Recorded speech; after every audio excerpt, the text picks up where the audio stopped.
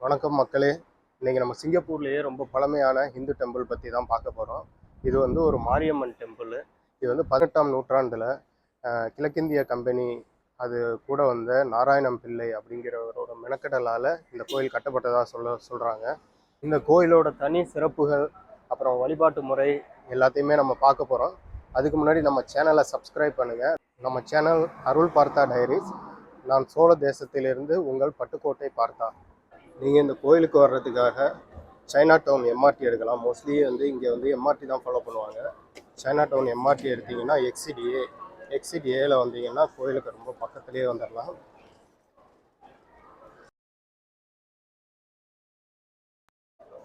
Exit ஏ எடுத்தாச்சு. இப்போ கோயிலை நோக்கி போயிட்டு இருக்கிறோம். போகிற வழியெல்லாம் பார்த்தோம்னா நிறையா கிஃப்ட் ஷாப்பாக இருக்கும். இங்கே வந்தீங்கன்னா ரொம்ப சீப்பாக வாங்கலாம். சைனீஸ் ஐட்டம், சைனீஸ் ப்ராடக்ட்லாம் நிறையா இருக்கும். இங்கே ஃபாரினர்ஸ் ரொம்ப அதிகமாக வருவாங்க.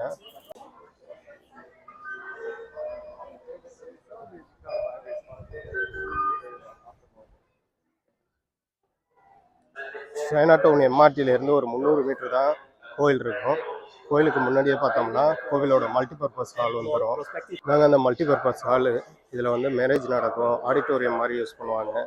வெளிநாட்டிலேருந்து வர்றவங்க, கலை நிகழ்ச்சிக்கு வர்றவங்கலாம் தங்க வைப்பாங்க. இந்த மாதிரி மல்டிபர்பஸில் யூஸ் ஆகிட்டுருக்கு. இதுக்கு அடுத்த பக்கம் பார்த்தோம்னா சாப்பாடு வைக்கிறது, இந்த மாதிரி விசேஷத்துக்கும் யூஸ் பண்ணுறாங்க. சைனா டவுன் மாரியம்மன் கோயிலுக்கு பக்கத்தில் வந்துட்டோம். இந்த பக்கம் பார்த்தீங்கன்னா சில கடைகள் பூஜை சாமானும் கிடைக்கும். அதே மாதிரி இந்தியன் ட்ரெடிஷ்னல் ட்ரெஸ்ஸும் கிடைக்கும்.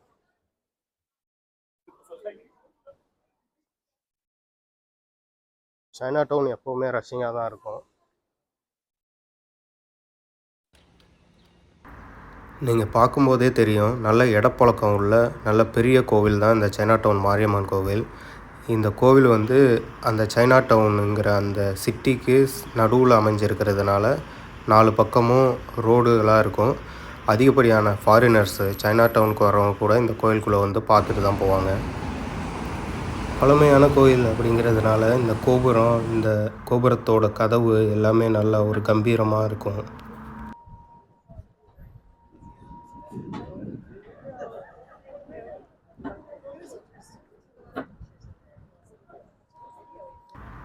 கோயிலுக்கு வெளிப்பக்கமாக 2 புறமும் இந்த வர்றவங்களோட செருப்புகள்லாம் அடுக்கி வைக்கிற மாதிரி செஞ்சு வச்சுருப்பாங்க. அதில் விட்டுட்டு போகலாம். நம்ம இப்போ கோயிலுக்குள்ளே போகிறோம். கோயிலுக்கு நுழையிறதுக்கு முன்னாடியே கோவிலில் என்ன மாதிரியான ட்ரெஸ் கோடெலாம் ஃபாலோ பண்ணணும், அதாவது சில ட்ரெஸ் எல்லாம் போடக்கூடாது அப்படிங்கிற மாதிரியெல்லாம் வச்சுருக்கிறாங்க. அது மாதிரி ட்ரிங்க்ஸ் அடிச்சுட்டு உள்ளே வரக்கூடாது, நான்வெஜ் சாப்பிட்டு உள்ளே வர வேணாம் அப்படிங்கிற மாதிரி போர்டெலாம் வச்சுருக்காங்க. இந்த வெளிநாட்டு தாத்தா ஃபோட்டோ எடுத்துருக்கிறாரு. அந்த போர்டு தாங்க இந்த கோவில் உருவானதுக்கான அந்த வரலாறு. அதாவது 1919 வந்து ரஃபேல்ஸ் பார்ட்டியில் இதை பற்றி பேசியிருக்காங்க. 1823 வந்து இதுக்காக லீகலாக வந்து அப்ளை பண்ணியிருக்கிறாங்க. எல்லாம் சரி பண்ணிக்கிட்டு 1827ஆம் ஆண்டு இந்த கோவிலை கட்ட ஆரம்பிச்சிடுறாங்க. இந்த கோவில் தான் சிங்கப்பூர்லேயே முதல்னு கட்டப்பட்ட இந்து கோவிலாக இருக்குது. அது மட்டும் இல்லாமல் இந்த கோவில் வந்து சிங்கப்பூரின் பாரம்பரிய சின்னமாக அங்கீகரிச்சிருக்காங்க. கோயிலுக்குள்ளே நுழைஞ்ச உடனே இடது பக்கமாக பார்த்தோம்னா இந்த கால் கழுவுறதுக்காக பைப் செட் பண்ணி வச்சுருக்காங்க.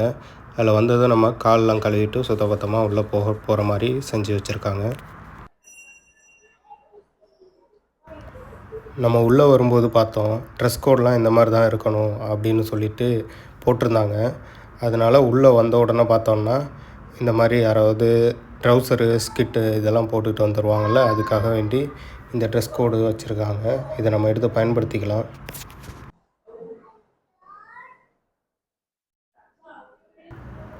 ஞாயிற்றுக்கிழமை இல்லாட்டி விசேஷ நாட்கள்லாம் பார்த்தோம்னா இந்த மாதிரி ட்ரெஸ்ஸு, இந்த சேலையெல்லாம் விற்கிறாங்க. அதாவது கோயிலுக்கு வர்றவங்க இங்கே வந்து ஞாபகமாக ஏதாவது வாங்கணும்னு நினைப்பாங்க.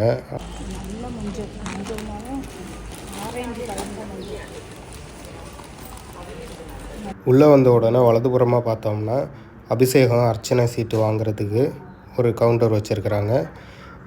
அங்கேயே வேறு ஏதாவது தகவல் வேணும்னாலும் அங்கேயே கேட்டுக்கலாம்.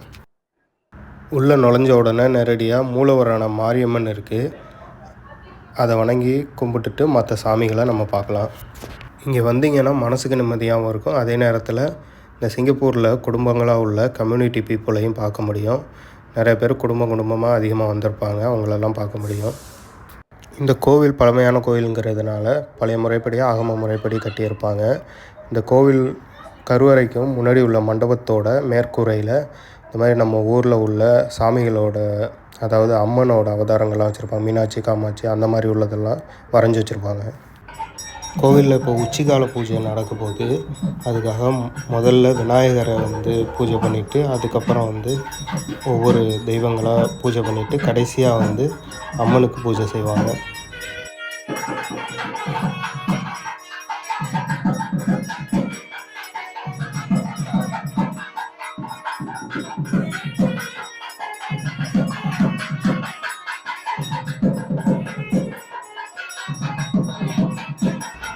பக்கத்திலே பார்வதியும் சிவனும் இருக்கிறதுனால அதுக்கடுத்ததாக அதுக்கு பூஜை பண்ணுறாங்க.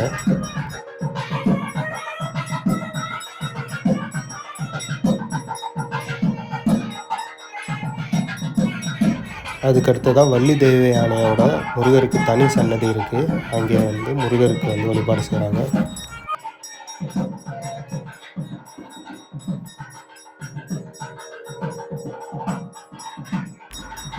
சிவனோட அவதாரமான சரபேஸ்வரர் சுவாமிகளுக்கு பூஜை நடைபெறுது.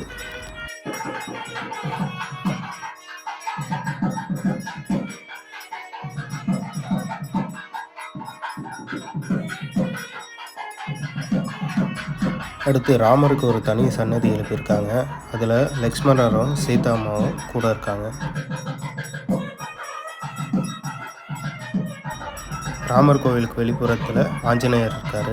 ஆஞ்சநேயருக்கு இப்போ பூஜை நடக்குது.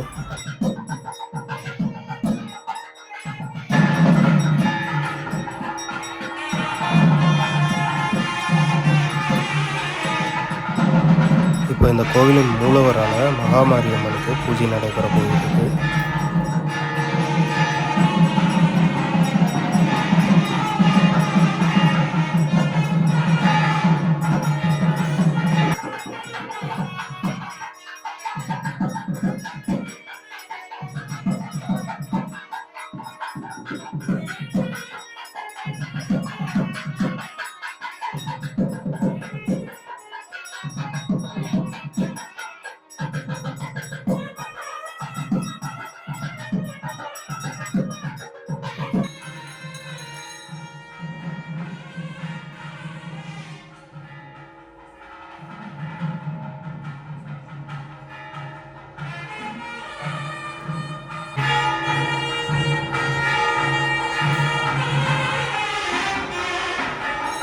இந்த கோவிலில் நிறையாவே இடம் இருக்குது. இதில் தேவைக்கேற்ற மாதிரி ஹோமம் வளர்க்குறதுக்கெல்லாம் டென்ட்டெல்லாம் போட்டுக்கிறாங்க. அதே மாதிரி இந்த புல்வெளி மாதிரி இருக்கிற இடம் தான் தீமிதி திருவிழா, அரவான் வாதம், இந்த மாதிரி நிகழ்வெல்லாம் நடக்கக்கூடியது. இப்போ நீங்கள் பார்த்துக்கிட்டு இருக்கிறது கொஞ்சம் நாளைக்கு முன்னாடி நடந்த தீமிதி திருவிழா தான். சிங்கப்பூர்லேயே தீமிதி திருவிழா இந்த ஒரு கோயிலில் தான் நடக்குது. இது ரொம்பவே பிரசித்தி பெற்றதாக இருக்குது. இதுக்காக வேண்டி லிட்டில் இந்தியான்னு சொல்லப்படுற தேக்காவில் இருந்துட்டு இங்கே வரைக்கும் ஒரு 4.5 கிலோமீட்டருக்கு ரோடெல்லாம் ஃபுல்லாகவே பிளாக் பண்ணுவாங்க. ரொம்பவே ஜாம் ஆகும். இந்த தீமூட்டுற அந்த புகை இந்த ஏரியாவே கவராகி இருக்கும். இதுக்காக வேண்டி 2 வாரத்துக்கு மேலே விரதம் இருந்து சிங்கப்பூரில் உள்ள தமிழர்கள், அப்புறம் இங்கே வேலைக்கு வந்த தமிழர்கள், அப்புறம் மலேசியாவில் உள்ளவங்க, சீனர்கள் அப்படின்ட்டு ஒரு பெரிய கூட்டமே இந்த தீமிதிகளில் கலந்துக்குவாங்க. இந்த திடலுக்கு நேர் எதிராக பார்த்தோம்னா விநாயகருக்குன்னு ஒரு தனி சன்னதியே எழுப்பியிருக்காங்க.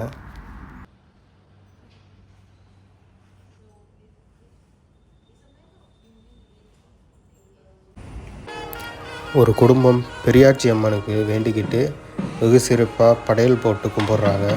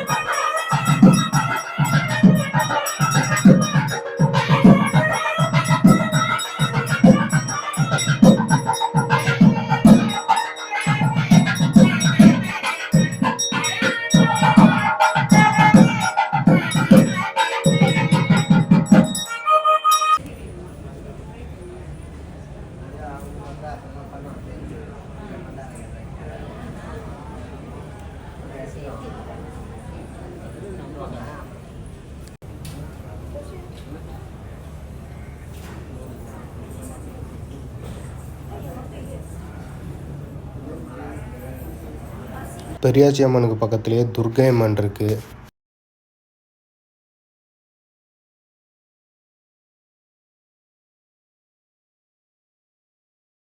வெள்ளையம்மாள், பொம்மியம்மாள் கூட வந்து மதுரை வீரன் இருக்கார்.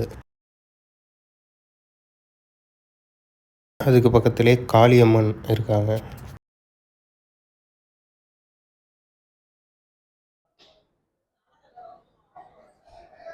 விநாயகர் கோயிலுக்கு பின்னாடி பார்த்தோம்னா ஒரு ஸ்தல விருட்சம் இருக்குங்க. அது வந்து அரச மரம், அப்புறம் வேப்ப மரம் இருக்குது. அதை பார்க்கலாம். ஒரு மாமரம் இருக்குது.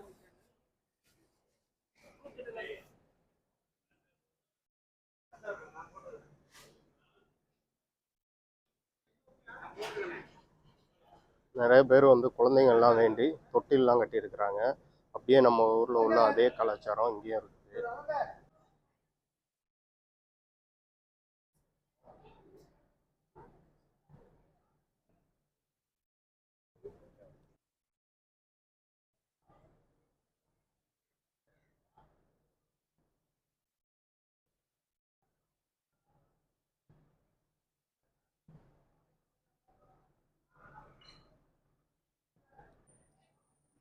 இதான் அந்த மூலவர் அம்மனோட கோபுரம்.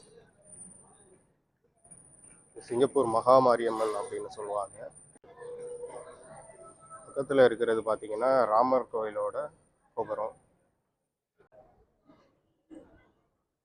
இது முருகர் கோயிலோட கோபுரம்.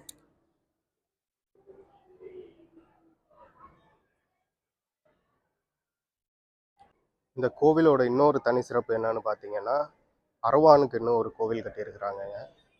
அரவான்ங்கிறது வந்து ஊரில் கேள்விப்பட்டிருக்கிறேன், ஆனால் இங்கே தான் நான் பார்க்குறேன்.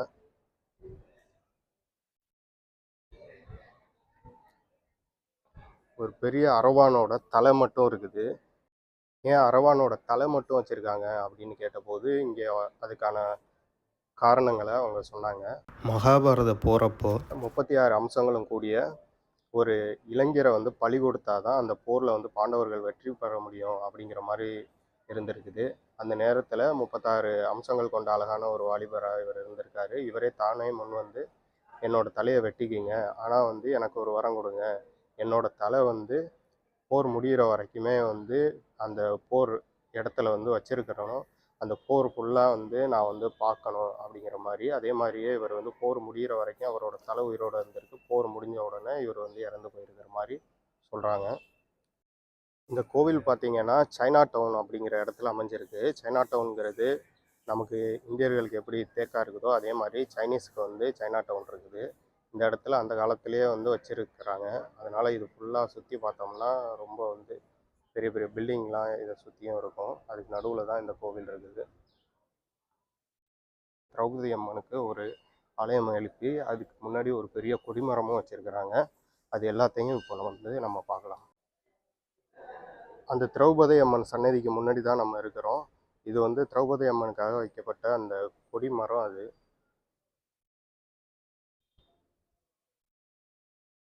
வாங்க இப்போ உள்ளே போய் பார்க்கலாம்.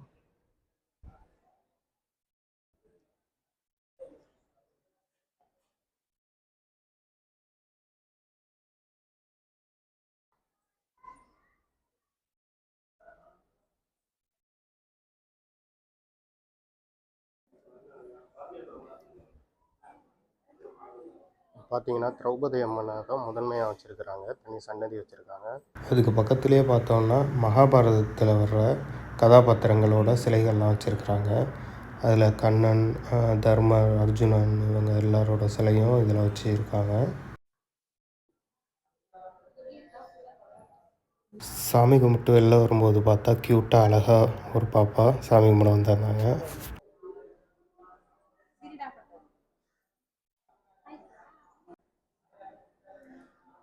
திரௌபதி அம்மன் கோவிலுக்கு பக்கத்துலேயே வந்து நம்ம ஐயனார் வச்சுருக்கிறாங்க.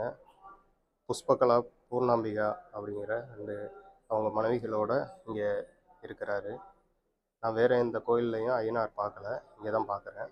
அதுக்கு பக்கத்துலேயே சப்த மாதாக்கள், சப்த கன்னிகளோட சிலைகளும் வச்சுருக்கிறாங்க.